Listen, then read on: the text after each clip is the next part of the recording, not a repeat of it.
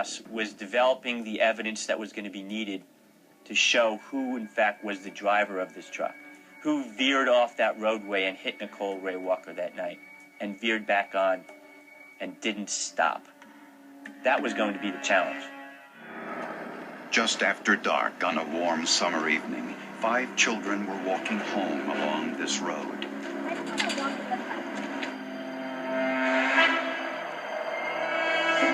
Suddenly, out of nowhere, a pickup truck headed towards them. 3 of the children were hit. 1 was killed. The driver sped away. Investigators called on state-of-the-art science to reconstruct the crime in hopes of learning how the accident happened and the identity of the driver.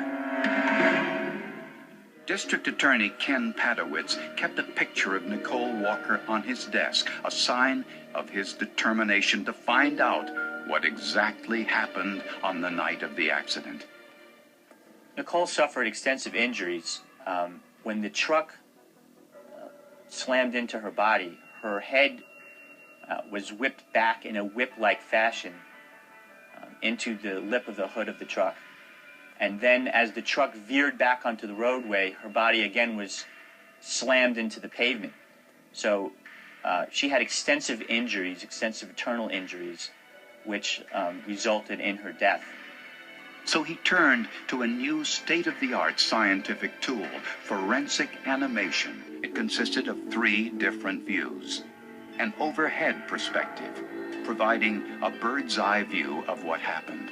Another from inside the vehicle, which would have been the view of the alleged driver, Kenneth Pierce.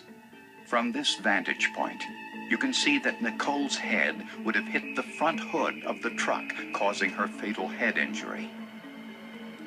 The third view, a so-called chase view, was from behind the truck. For further proof, investigators turned to the paint chip found on Nicole's shirt at the time of the accident. Prosecutors wanted to introduce the forensic animation to show the jury their version of what happened on the night of the accident. Defense lawyers claimed that the animation was nothing more than speculation and would prejudice the jury. Prosecutors said the animation was a factual account of the accident.